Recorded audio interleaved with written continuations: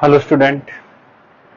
देखो, अभी तक हम एक चार्ज पार्टिकल के पाथ के बारे में स्टडी कर चुके हैं कि मैग्नेटिक फील्ड में जब एक चार्ज पार्टिकल को छोड़ दिया जाए तो डिफरेंट डिफरेंट कंडीशन में उसका पाथ कैसा कैसा हो सकता है, उसमें फोर्स क्या लगता है।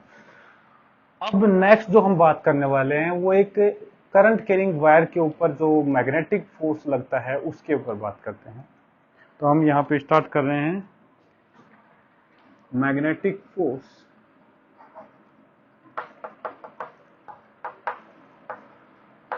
On current carrying wire.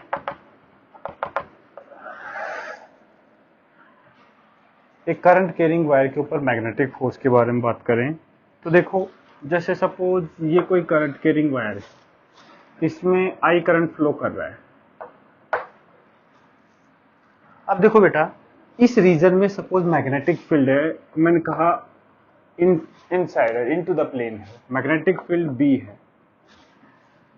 अब देखो करंट ऊपर है, इसका हमने डीएल लेंथ ले लिया। ये जो लेंथ है ये डीएल लेंथ ले ली। इस डीएल लेंथ के ऊपर मैग्नेटिक फोर्स हमें निकालना है क्योंकि ये वायर मैग्नेटिक फील्ड में रखा है। अब देखो सिंपल सी बात है, वायर में जब करंट फ्लो कर रहा है इसका मतलब इलेक्ट्रॉन्स मूव कर रहे हैं, इसका मतलब उसके ऊपर कुछ फोर्स लगेगा। चार्ज जब मूविंग चार्ज के ऊपर फोर्स लगता है, इसलिए इसके ऊपर ही फोर्स लगेगा।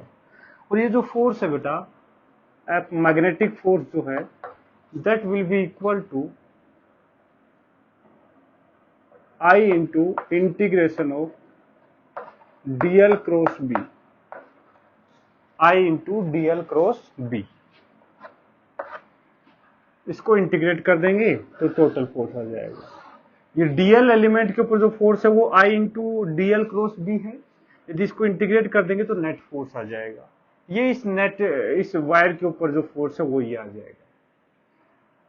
अब इस इंटीग्रेशन की जो लिमिट लगाएंगे उतने ही लेंथ के लिए ये फोर्स निकल के आएगा। जो डीएफ है, स्मॉल फोर्स है इस डीएल लेंथ पे, वो सिर्फ बिना इंटीग्रेशन के है आई डीएल क्रॉस बी। यदि इसको इंटीग्रेट कर देंगे तो नेट फोर्स आ जाएगा। तो ये मैग्नेटिक फोर्स हो गया एक वायर के ऊपर। अब देखो इसका एक कंडीशन लेते हैं, इफ बी इज यूनिफॉर्म। एक केस लेते हैं जब मैग्नेटिक फील्ड क्या है, यूनिफॉर्म। जब इस रीजन में मैग्नेटिक फील्ड यूनिफॉर्म है तो देखो इस इंटीग्रेशन में जो बी है उसको इंटीग्रेशन से बाहर निकाल सकते हैं। तो देखो फोर्स जो है ये कुछ ऐसे बन जाएगा, आई बाहर था, integration of DL vector cross B vector. ध्यान से देखो, क्रॉस प्रोडक्ट को भी चेंज नहीं करना है अपने को। ए क्रॉस बी है तो इसको पहले अलग रखना है, इसको अलग कर लिया और इसको इंटीग्रेशन से बाहर निकाले, इसलिए हमने यहाँ पे एक ब्रैकेट लगा दिया है। तो इंटीग्रेशन ऑफ डीएल वेक्टर, जो नेट आएगा उसका बी वेक्टर के साथ क्या कर देंगे, क्रॉस प्रोडक्ट कर देंगे। तो ध्यान से देखो, डीएल वेक्टर का इंटीग्रेशन मतलब छोटे छोटे डीएल वेक्टर को ऐड करना है। से फॉर एग्जाम्पल ये कोई वायर है, ये यहां ए से लेके बी तक ये वायर है, इसमें करंट फ्लो कर रहा है ऐसे कुछ आई। अब देखो इस वाले केस में यदि मैं इंटीग्रेशन ऑफ डीएल निकालना चाहूं तो देखो ये क्या बताता है, ये छोटा सा डीएल एलिमेंट है इस डायरेक्शन में, करंट एलिमेंट की डायरेक्शन, जो डीएल एलिमेंट लिया इसकी डायरेक्शन करंट की डायरेक्शन में होती है।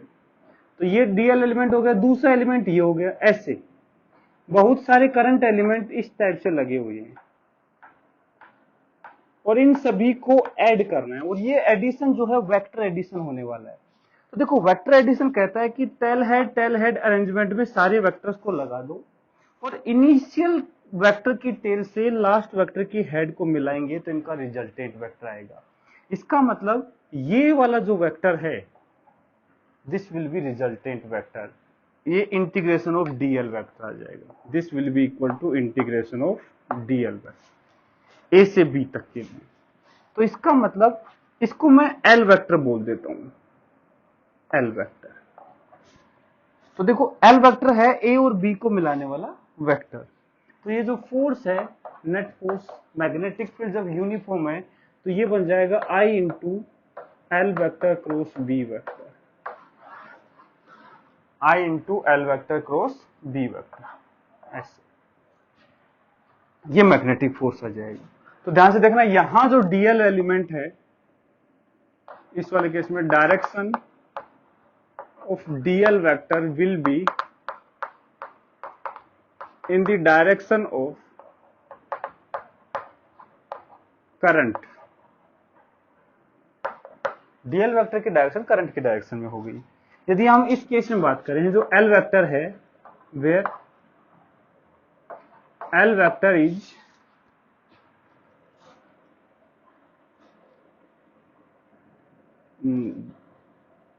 लेंथ वेक्टर लेना है ए से बी की तरफ, मतलब दोनों को सीधा मिलाने वाला। तो ये है लेंथ वेक्टर joining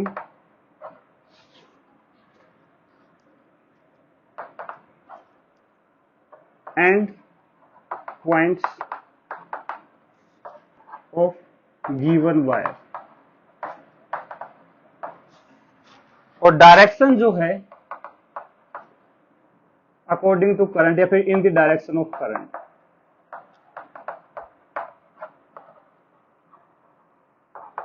ध्यान से देखना, एल वेक्टर क्या है, एंड पॉइंट को ज्वाइन करने वाला जो लेंथ वेक्टर है, जैसे ये इनिशियल पॉइंट है, ये फाइनल पॉइंट है, इसको सीधा मिला दो, ये जो है ये है एल वेक्टर।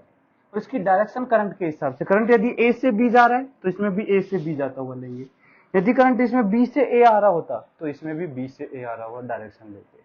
तो हम इसको सीधा एक स्ट्रेट लाइन से रिप्रेजेंट कर देंगे, इसको पूरे एंड पॉइंट को मिलाने वाली लाइन से, उसका लेंथ वेक्टर हो जाएगा ये एल वेक्टर, और फोर्स हो जाएगा I into L cross B. ध्यान रखना, ये जो फॉर्मूला है F is equal to I L cross B, ये केवल और केवल कब लगेगा, जब मैग्नेटिक फील्ड क्या है, यूनिफॉर्म। यदि मैग्नेटिक फील्ड यूनिफॉर्म नहीं है तो उस केस में स्मॉल स्मॉल एलिमेंट के ऊपर हमें फोर्स निकालना पड़ेगा और उसको इंटीग्रेट करके नेट फोर्स निकालना पड़ेगा।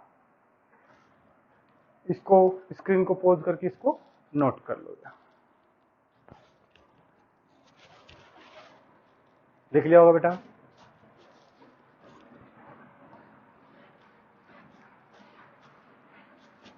तो ये मैग्नेटिक फोर्स एक वायर के ऊपर फॉर्मूला में याद रखना है, I into D L cross B, इसको इंटीग्रेट कर देंगे। यदि यूनिफॉर्म मैग्नेटिक फील्ड है तो आई एल क्रॉस बी हो जाएगा। अब देखो आगे देखते हैं, कुछ एग्जाम्पल लेते हैं। देखो ये बी वेक्टर है,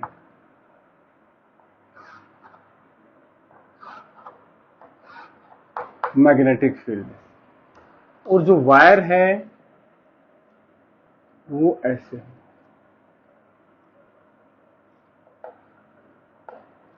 करंट ऐसे जा रहा है, ये ए पॉइंट है, ये बी पॉइंट, ये वायर ए बी वायर इसमें रखा है, इसके ऊपर फोर्स निकालना है, मैग्नेटिक फील्ड में है।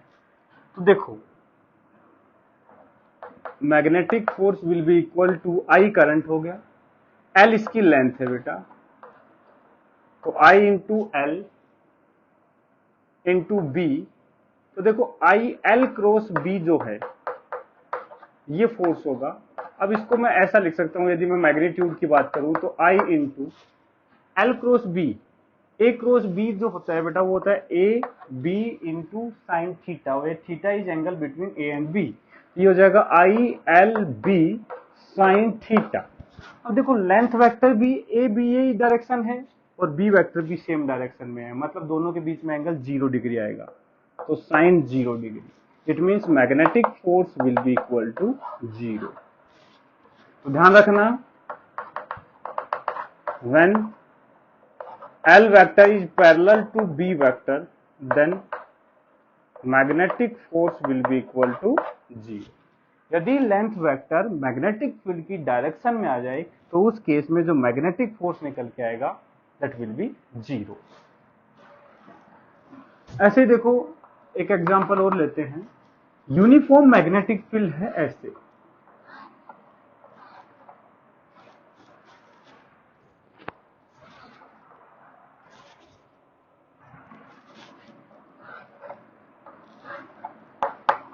लेकिन इस बार एक सेमी सर्कुलर वायर रखा हुआ है।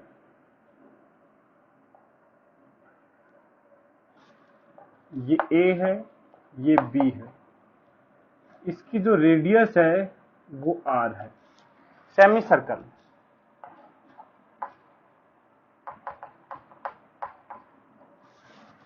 आर रेडियस का। तो पूछा है find force on wire A B,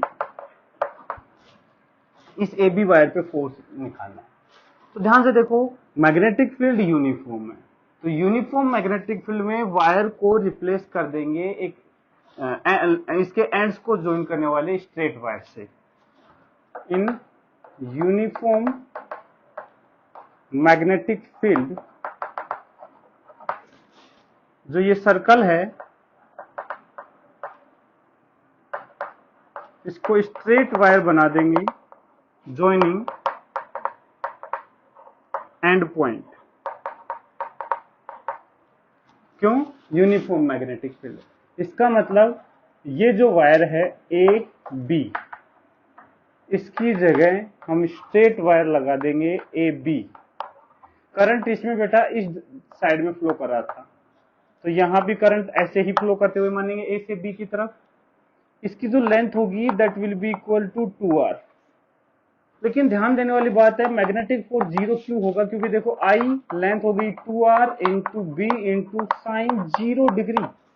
देखो इसका जो लेंथ वेक्टर है वो वापस यही तो बन जाएगा, एल की वैल्यू 2r की इक्वल होगी, लेकिन फोर्स मैग्नेटिक फोर्स क्या हो जाएगा? जीरो।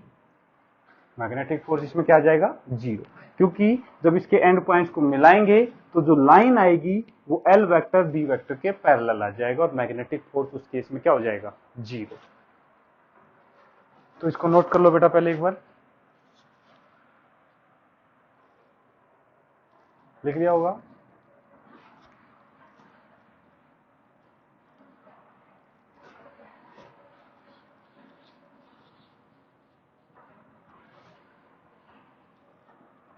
अब देखो, कुछ क्वेश्चन और लेते हैं। ये मैग्नेटिक फील्ड बी, लेकिन वायर जो है वो ऐसे है, सेमी सर्कुलर वायर है, ये सेंटर है, रेडियस आर है, और ये यहां से जो एंगल बना रहा है ये थीटा एंगल बना रहा है। तो सिंपल सी बात है, इस वाले को रिप्लेस करेंगे हम किससे? ये मैग्नेटिक फील्ड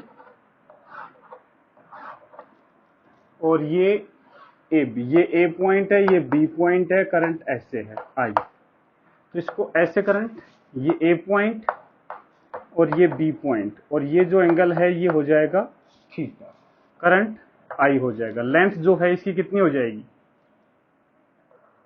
लेंथ जो है that will be equal to 2r। तो फोर्स क्या आ जाएगा? I into 2r into B into sine, L vector बेटा ये है और बी वेक्टर ये है, दोनों में एंगल कितना आ जाएगा? थीटा।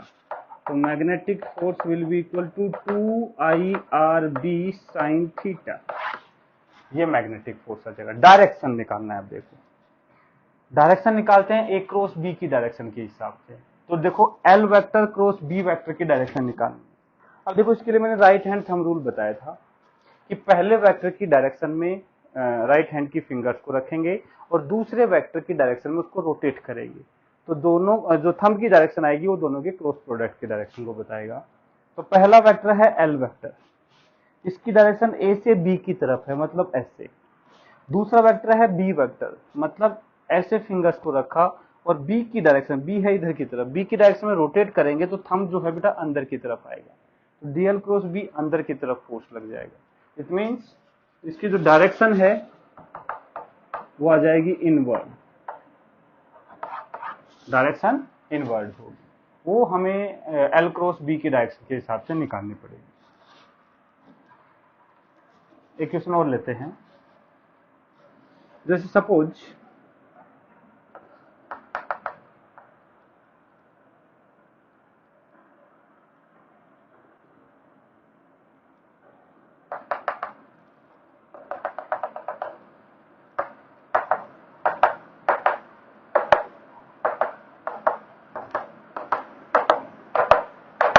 ऐसे ये सेमी सर्कल है आर रेडियस का, ये वायर है, तो यहां पे टेंशन पूछा है, find tension in wire, tension पूछी है।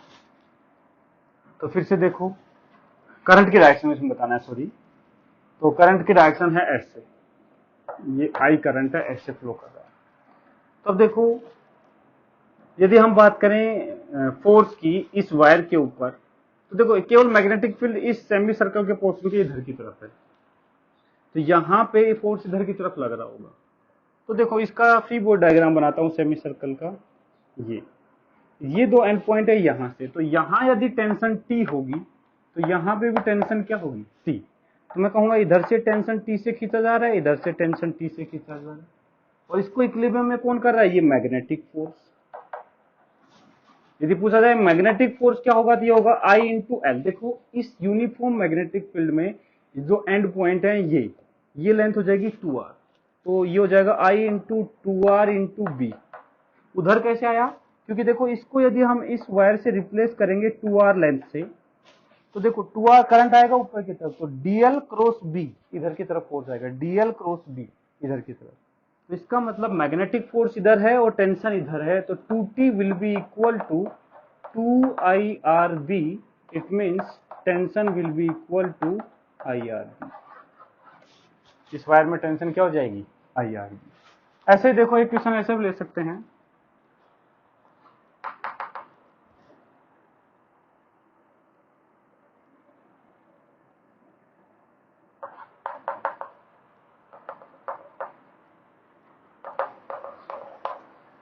मैग्नेटिक फील्ड इस रीजन में है,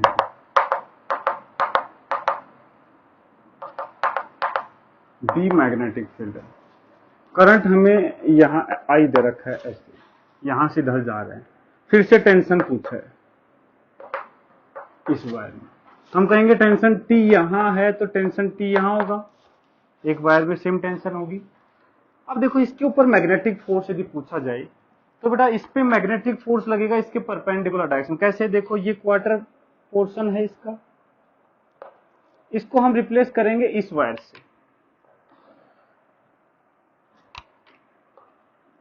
ऐसे था, ये ए है ये बी है मान लो, इसमें करंट ऐसे जा रहा था, तो इसको इससे रिप्लेस करेंगे, और ये जो लेंथ है ये हो जाएगी √2r।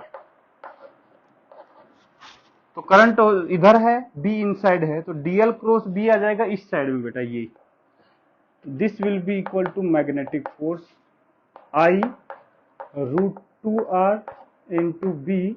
और देखो dl वेक्टर है इस प्लेन में और b वेक्टर है इसके परपेंडिकुलर, तो dl क्रॉस b, देखो dl तो इसी प्लेन में है और b इसके परपेंडिकुलर, मतलब दोनों में एंगल 90 डिग्री है, तो I √2rb इंटू साइन 90, तो यही आ जाएगा।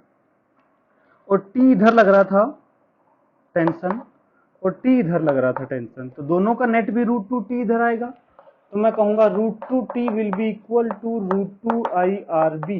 √2 कैंसिल हो गया, tension will be equal to IRB। ऐसे हम इस वायर की टेंशन निकाल सकते हैं। तो देखो इसमें जबरदस्ती थोड़ी बहुत मैकेनिक्स घुसा देगा और कुछ नहीं है, बाकी क्वेश्चन में कुछ नहीं, हमें फोर्स की वैल्यू IL क्रॉस B से निकालनी है, डायरेक्शन भी उसी से निकालनी है। ये यूनिफॉर्म मैग्नेटिक फील्ड की है, नॉन यूनिफॉर्म हो तो इंटीग्रेशन करना पड़ेगा, उसका भी एक एग्जांपल हम बाद में देख लेंगे। पहले इसको नोट करो बेटा, स्क्रीन को पॉज करो, उसको नोट करो, लिख लिया होगा बेटा।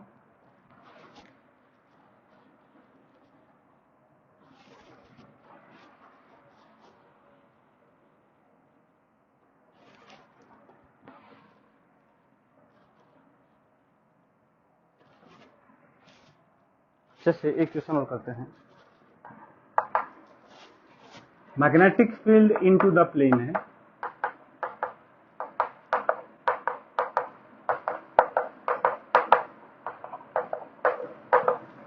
और सर्कुलर लूप है, इसमें रखा हुआ है, करंट ऐसे फ्लो कर रहा है I, इसकी जो रेडियस है R है, ठीक है।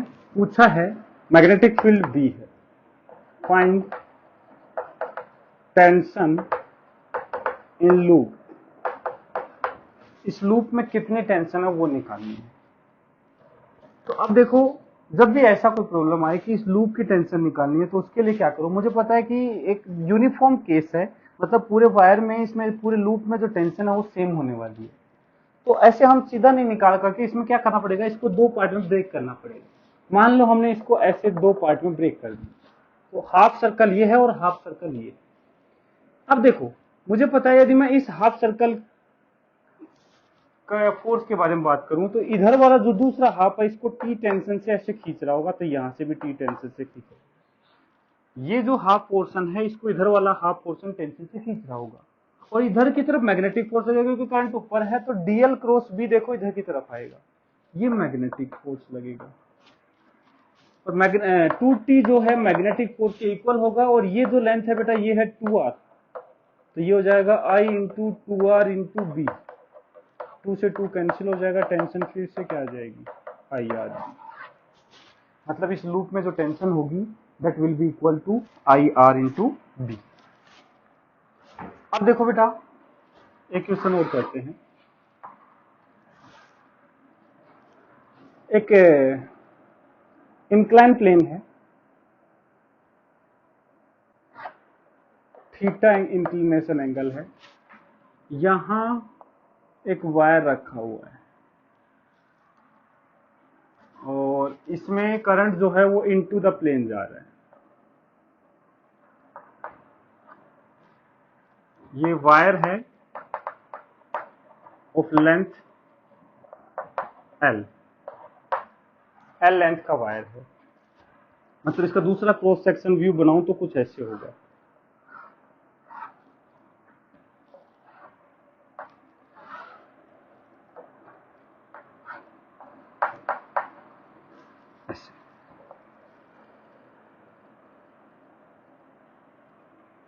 ऐसे करंट जा रहा है L लेंथ, मैग्नेटिक फील्ड दे रखी है ऊपर की तरफ बी नोट या बी कुछ ही मान लो, मैग्नेटिक फील्ड अपवर्ड डायरेक्शन में, और acceleration due to gravity downward direction में, ये ऐसे, ठीक है। m मास का वायर है, L लेंथ का वायर है, मास m है, पूछा है find minimum current, find minimum current required for equilibrium of wire. ये दे रखा है सरफेस जो है वो स्मूथ है, कोई फ्रिक्शन नहीं है, सरफेस स्मूथ है, इंक्लाइनेशन एंगल जो है वो थीटा है, इस वायर को यहाँ रखा हुआ है, वायर की लेंथ L है, करंट इसमें I जो हमें निकालना है, मैग्नेटिक फील्ड का मैग्नीट्यूड B नोट है। तो अब देखो इसका प्री बॉडी डायग्राम, इसमें फोर्स दिखाते हैं कि मैग्नेटिक फोर्स किधर लग रहा होगा और बाकी जो फोर्स है वो किधर लग रहे होंगे। तो देखो ये वायर था बेटा, ये इंक्लिनेशन एंगल है थीटा, करंट है इनटू द प्लेन। तो देखो मैग्नेटिक फोर्स की यदि बात करें तो डीएल क्रॉस बी, ऐसे ध्यान से देखो, डीएल है इनटू द प्लेन, यहां इस डायग्राम में देखें तो डीएल और बी है अपवर्ड डायरेक्शन में, तो राइट हैंड पाम रूल कहता है कि डीएल क्रॉस बी की जो डायरेक्शन है इस साइड में आएगी, मतलब मैग्नेटिक फोर्स जो लग रहा होगा इधर की तरफ लग रहा होगा, mg जो है इधर की तरफ लग रहा होगा, और नॉर्मल रिएक्शन इन प्लेन के परपेंडिकुलर लग रहा होगा ये। तो अब देखो mg के दो कंपोनेंट होंगे, एक आएगा इधर की तरफ mg कोस थीटा, और ये आएगा mg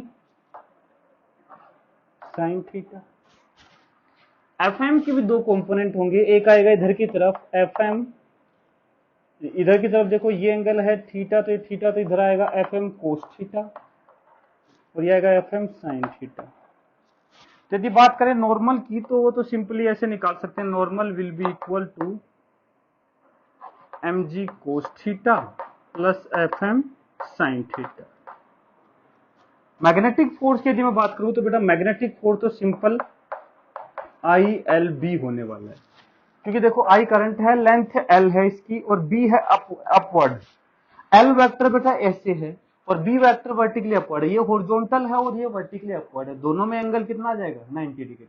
तो फोर्स हो जाएगा ILB, तो मैग्नेटिक फोर्स को रख सकता हूँ ILB, तो नॉर्मल रिएक्शन यहाँ आ जाएगा ILB sin थीटा यहाँ पे। लेकिन हमें निकालना था कि कितना मिनिमम करंट चाहिए, तो मैं कहूंगा इक्विलिब्रियम के लिए सिंपल सी बात है, जो डाउन द इंक्लाइन जो फोर्स है वो अप द इंक्लाइन फोर्स को बैलेंस कर लेना चाहिए, तो ये आगे ऊपर या नीचे स्लाइड नहीं करेगा। तो मैं कहूंगा फॉर इक्विलिब्रियम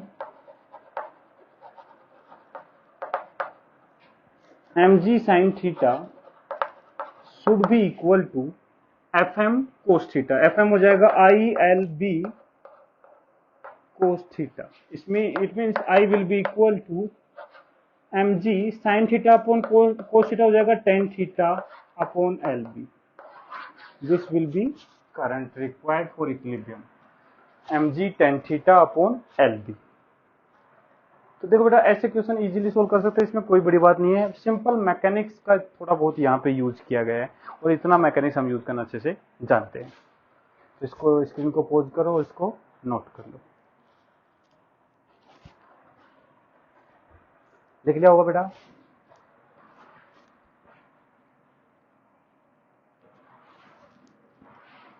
इसके बाद देखो ये तो यूनिफॉर्म मैग्नेटिक फील्ड वाले केस हो गए, एक case non uniform magnetic field का लेते हैं। जब मैग्नेटिक फील्ड नॉन यूनिफॉर्म है तब क्या होगा, तो देखो एक क्वेश्चन लेते हैं,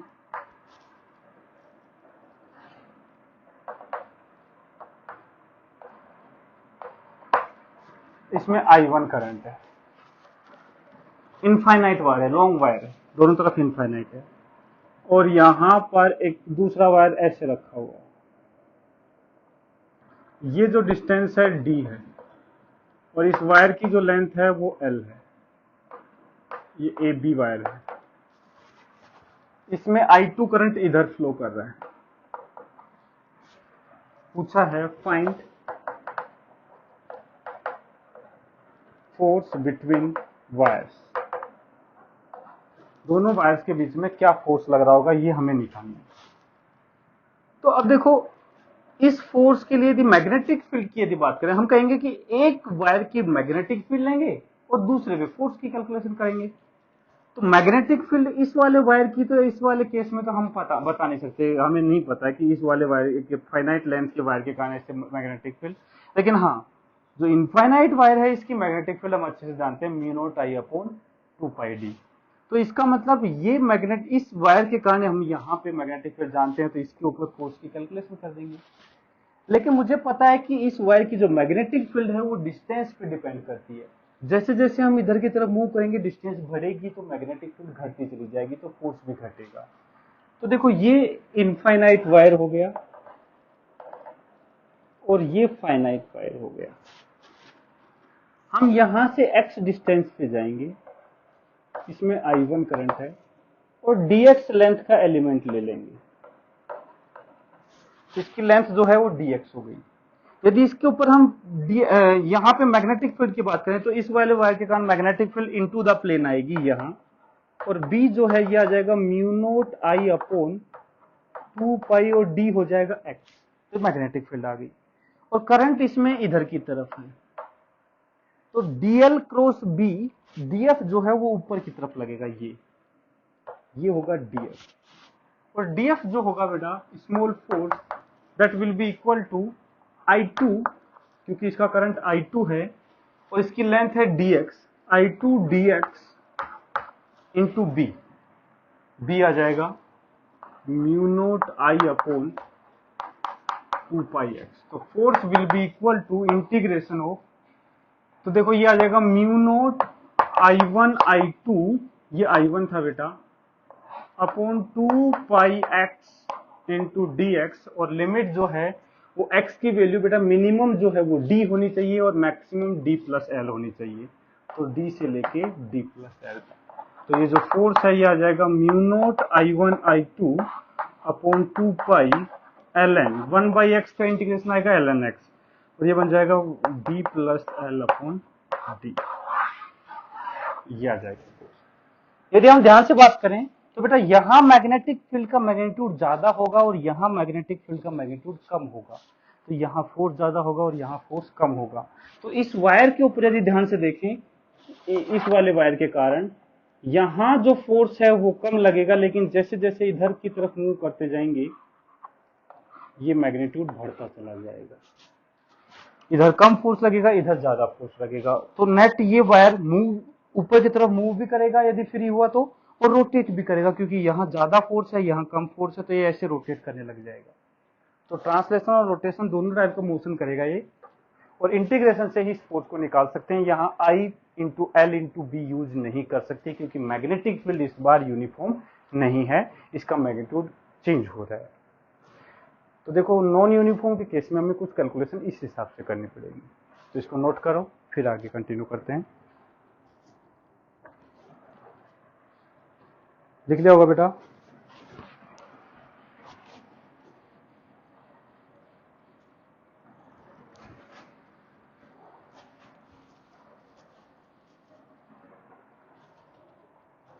इसके बाद देखो बेटा,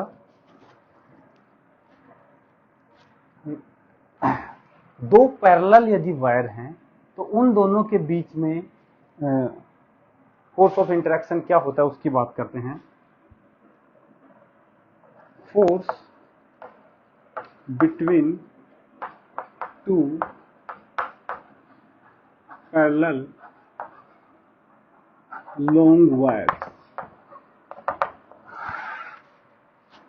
दो पैरेलल लॉन्ग वायर हैं, ध्यान रखना।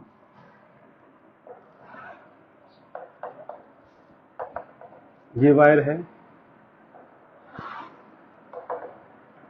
ये वायर है, दोनों के बीच की डिस्टेंस d है।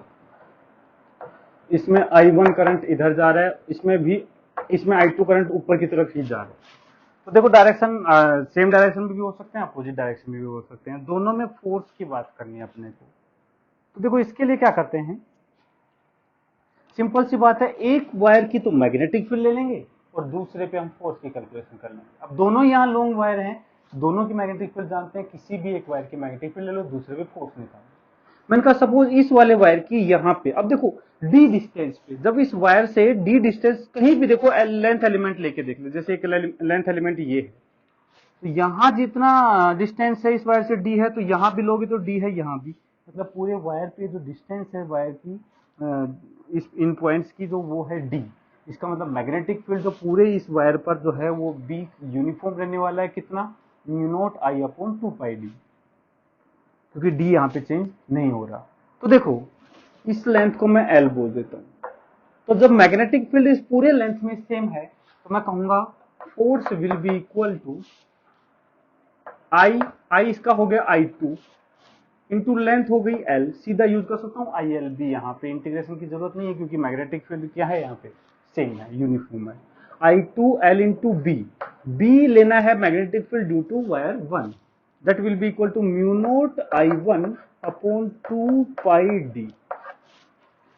तो यह आ जाएगा force is equal to mu naught I1 I2 upon 2 pi D into L. इस एल को नीचे लेके जाओ, यहाँ force upon length is equal to mu naught I1 I2 upon 2 pi D. ये है बेटा force per unit length, force per unit length, मतलब यूनिट लेंथ पे, क्योंकि ये लॉन्ग वायर है तो अब हमें पता नहीं कि टोटल लेंथ क्या है। यदि लेंथ दे रखी होती तो मैं उसको इससे मल्टीप्लाई कर देता, तो यहां से नेट फोर्स निकाल सकता था, लेकिन मैंने यहाँ पे डिफाइन कर लिया, force per unit length is equal to mu naught I1 I2 upon 2 pi D. ये यूनिट लेंथ का फोर्स आ गया। तो ये फॉर्मूला तुमने शायद डायमेंशनल एनालिसिस में भी पढ़ा हो, यूनिट एंड डायमेंशन में। ये मैग्नेटिक फील्ड की या म्यू नॉट की डायमेंशन निकालने के लिए काम में लिया जाता है, क्योंकि फोर्स की डायमेंशन जानते हैं, लेंथ की डायमेंशन जानते हैं, करंट की डायमेंशन जानते हैं, तो म्यू नॉट की डायमेंशन यहाँ से निकाल सकते हैं। तो ये आ गया force per unit length mu naught I1 I2 upon 2 pi D. इस फॉर्मूले को याद रखना है, दो पैरेलल वायर के लिए ही ये फॉर्मूला लगाया जा सकता है। यदि पैरेलल नहीं है वायर तो इसके लिए फॉर्मूला हम नहीं लगा सकते। इसलिए जरूरी नहीं है कि दोनों वायर लॉन्ग हो, एक वायर लॉन्ग हो दूसरा फाइनाइट है तो भी इजीली इस फॉर्मूले को लगा सकते हैं, लेकिन एक तो एटलीस्ट इसमें लॉन्ग होना ही होना चाहिए, जिसकी मैग्नेटिक फील्ड मैं लिख सकता हूँ। इसके अलावा हम इस डायरेक्शन की बात कर लेते हैं। बेटा इस वाले वायर के कारण मैग्नेटिक फील्ड यहाँ पे निकालनी है, तो मैंने बताया था वायर को जो थंब है उसकी डायरेक्शन करंट की डायरेक्शन में रखते हुए वायर को ऐसे होल्ड करेंगे, तो फिंगर्स ऐसे रोटेट कर रहे हैं, तो यहाँ पे inside into the plane magnetic field आएगी। मतलब मैग्नेटिक फील्ड यहाँ कह सकता हूँ मैं इनटू द प्लेन है।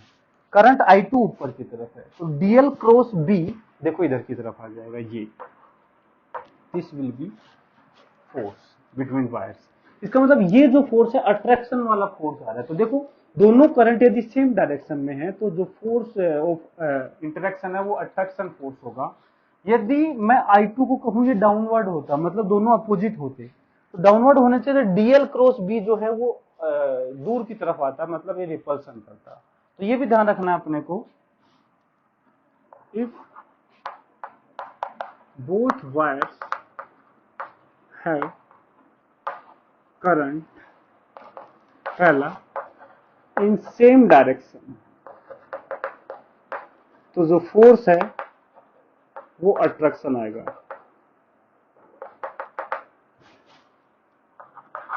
इन ऑपोजिट डायरेक्शन, तो जो फोर्स है वो रिपल्सन आएगा। तो दोनों सेम डायरेक्शन में फोर्स है, करंट है, दोनों सेम डायरेक्शन में करंट वाले वायर एक दूसरे को अट्रैक्ट करेंगे और अपोजिट डायरेक्शन में करंट वाले वायर एक दूसरे को रिपेल करेंगे। यदि कभी कंफ्यूजन भी हो तो इजीली निकाल सकते हैं, एक के कारण मैग्नेटिक फील्ड की डायरेक्शन निकालो और दूसरे के कारण फोर्स निकालो, तो वहां से ये निकाल सकते हैं। वैसे याद होना चाहिए ये फॉर्मूला भी और डायरेक्शन के बारे में पता होना चाहिए। इसको नोट करो, फिर इसके रिलेटेड कुछ क्वेश्चन और सोल्व करते हैं। लिख लिया होगा बेटा?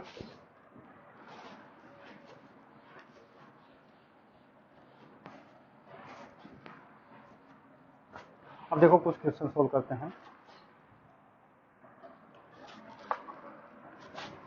जैसे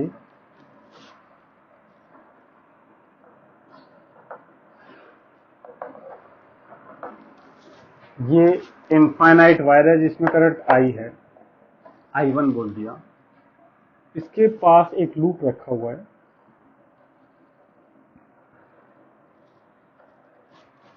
ये लूप है ABCD। करंट इसमें I2 है ऐसे, ठीक है। ये जो डिस्टेंस है D है और इसकी जो साइड लेंथ है वो L है, ये साइड लेंथ भी L है। स्क्वायर लूप है। पूछा है फाइंड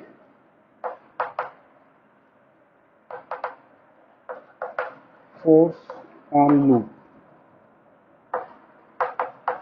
इस लूप के ऊपर हमें फोर्स निकालना है। तो अब देखो कैसे करेंगे।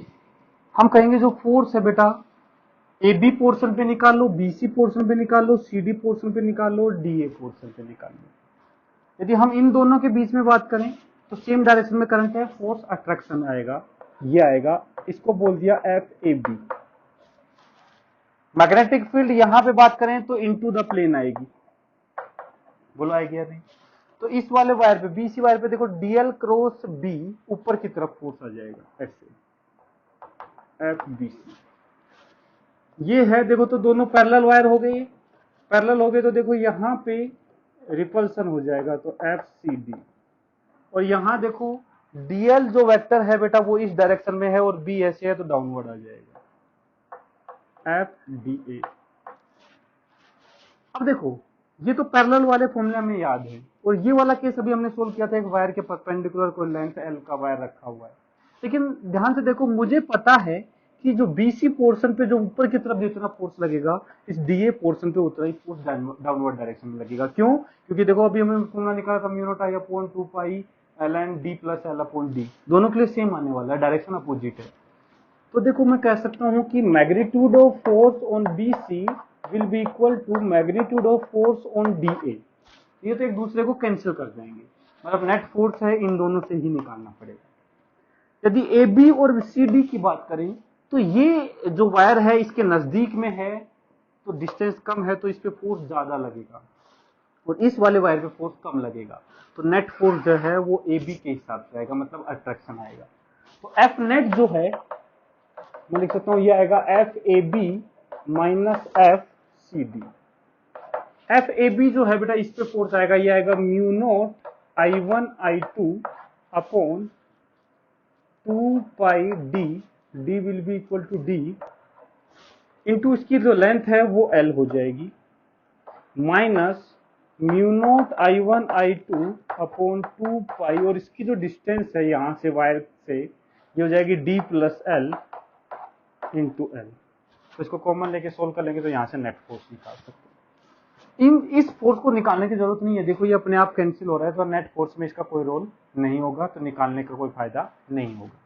वैसे हम निकालना देख चुके थे। ऐसे बेटा यदि क्वेश्चन ऐसा पूछ लिया जाए कि एक वायर है जिसमें करंट ऐसे फ्लो कर रहा है आई, और दूसरा एक सर्कुलर शेप का वायर है जिसमें करंट कुछ ऐसे फ्लो कर रहा है आई टू, तो हमें सिर्फ ये बताना है अट्रैक्शन होगा या रिपल्सन।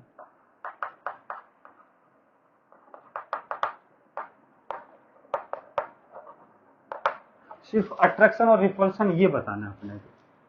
तो देखो ध्यान से देखो, इसके दो पोर्शन कर लेता हूं, ये दो पोर्शन, एक इधर वाला पोर्शन है और एक इधर वाला। इसमें करंट बेटा नीचे की तरफ है और इसमें करंट है ऊपर की तरफ। तो देखो इन दोनों का करंट देखा जाए तो ये दोनों करंट एक दूसरे के अपोजिट डायरेक्शन में है, तो ये रिपल्सन करेगा, ये तो इधर लगेगा रिपल्सन। और इस वाले की बात किया जाए तो करंट सेम डायरेक्शन में, तो इसमें अट्रैक्शन होगा तो इधर की तरफ होगा। तो एक फोर्स इधर लगेगा, एक इधर लगेगा। नेट फोर्स उसके हिसाब से आएगा जिसका मैग्नीट्यूड ज्यादा होगा। मुझे पता है ये नजदीक है तो इसका मैग्नीट्यूड ज्यादा होगा, और ये दूर है तो इसके फोर्स मैग्नीट्यूड कम होगा। तो ये बेटा मुझे पता है कि एफ रिपल्सन जो है will be greater than F attraction. इसका मतलब नेट जो है वो क्या आएगा, रिपल्सन आ जाएगा। तो इसका मतलब ये लूप इससे क्या आएगा, दूर जाएगा। यदि फ्री हुआ तो मूव करने के लिए, तो ये दूर की तरफ मूव करेगा। तो इस टाइप से हम फोर्स की कैलकुलेशन यहां पे कर सकते हैं।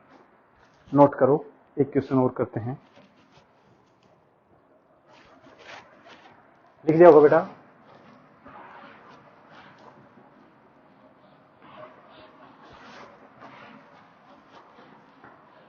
एक अच्छा क्वेश्चन लेते हैं।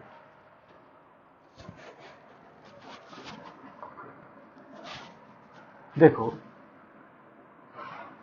ये एक लॉन्ग वायर है,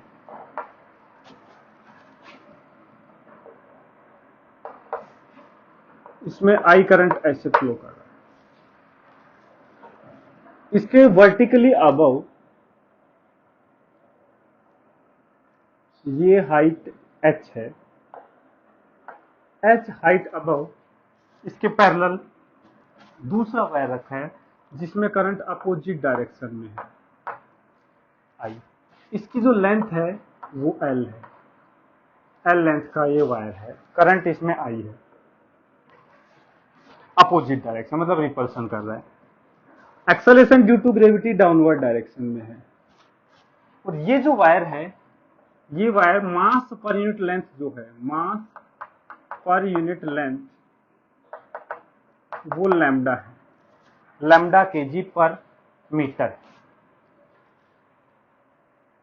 जैसे ये एक लॉन्ग वायर है, इस लॉन्ग वायर के ऊपर एक एल लेंथ का वायर को ऐसे रखा गया है जस्ट इसके अबव एच हाइट पर, और इस वायर को छोड़ दिया।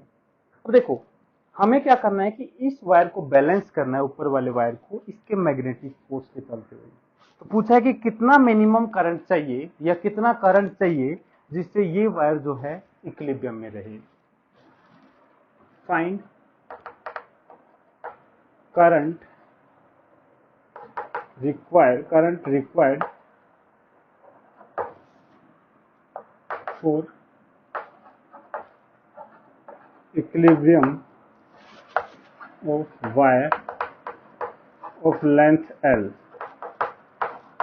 एल लेंथ के वायर के इक्विलिब्रियम के लिए कितना करंट हमें चाहिए ये पता करना है। तो हम कहेंगे दोनों में रिपल्सन हो रहे हैं, इसका जो मैग्नेटिक फोर्स है जो ऊपर की तरफ लगेगा उसको mg से क्या करा दो, बैलेंस करा दो। इसमें कौन सी टफ वाली बात है, ये तो एक सिंपल सा केस है, लेकिन इसका जो अगला पार्ट है वो अच्छा है, वो हमें अच्छे से करना है। तो इसमें तो देखो सिंपल सी बात है, मैग्नेटिक फोर्स को हम mg के इक्वल कर देंगे। मैग्नेटिक फोर्स लगेगा mu naught I1 I2 means I square into length L upon 2 pi into D हो जाएगा H is equal to mg। m आएगा बेटा मास आएगा length lambda into L into G, तो L से L कैंसिल हो गया, तो I will be equal to ये आ जाएगा root over lambda G 2 pi H upon mu naught lambda G upon 2 pi H lambda G 2 pi H upon mu note का root, ये आ जाएगा कुछ करंट, इससे सोल्व कर सकते हैं, कोई बड़ी बात नहीं है। लेकिन सेकंड पार्ट पूछा इसमें, if above wire is displaced slightly,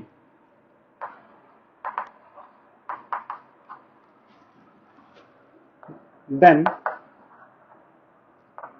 is this motion will be a SHM? If yes, then find its time period.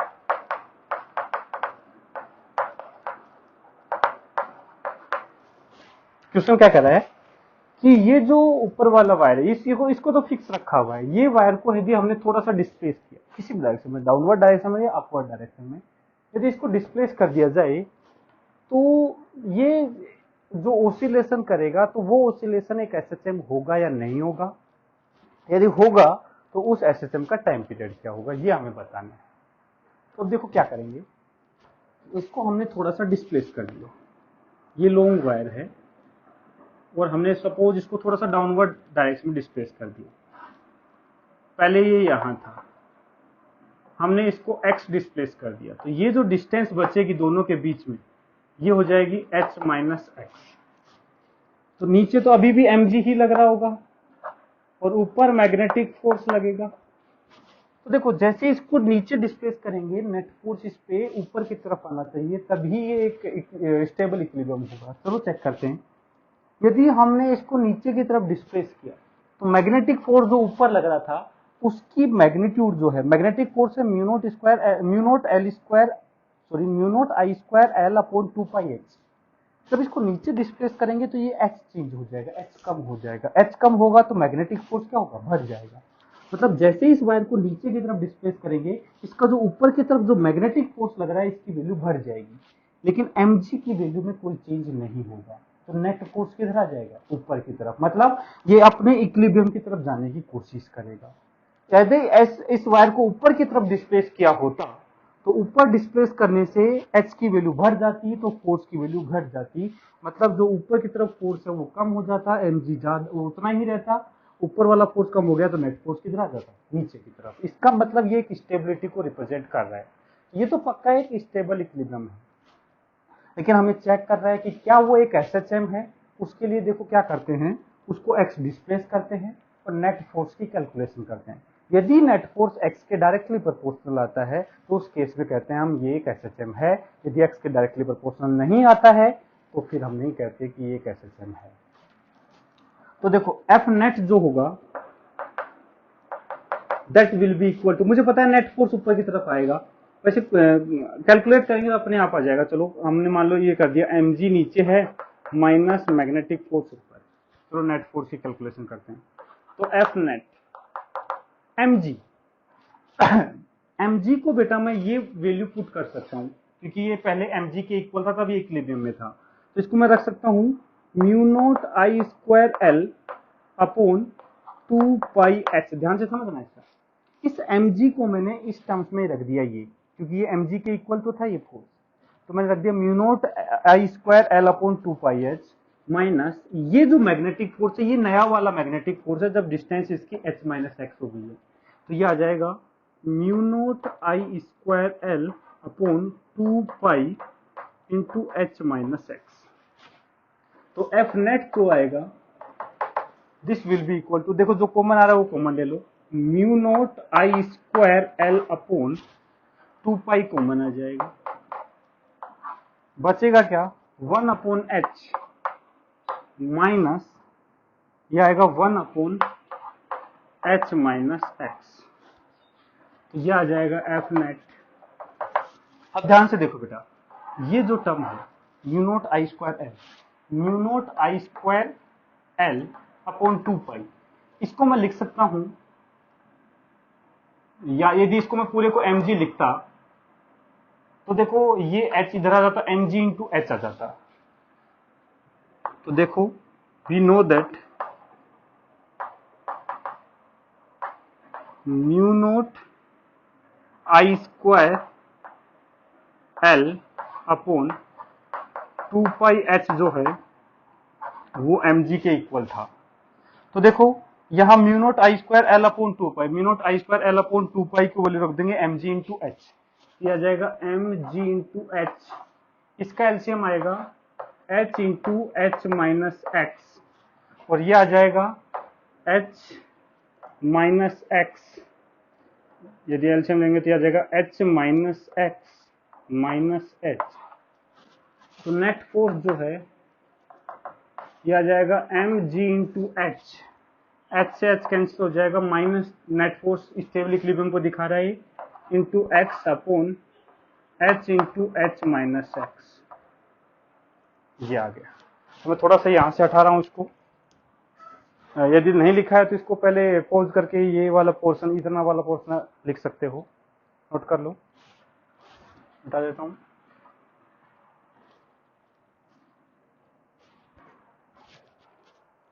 हाँ तो बेटा नेट फोर्स जो आया हमारे पास ये आ गया minus M G H X upon H into H minus x.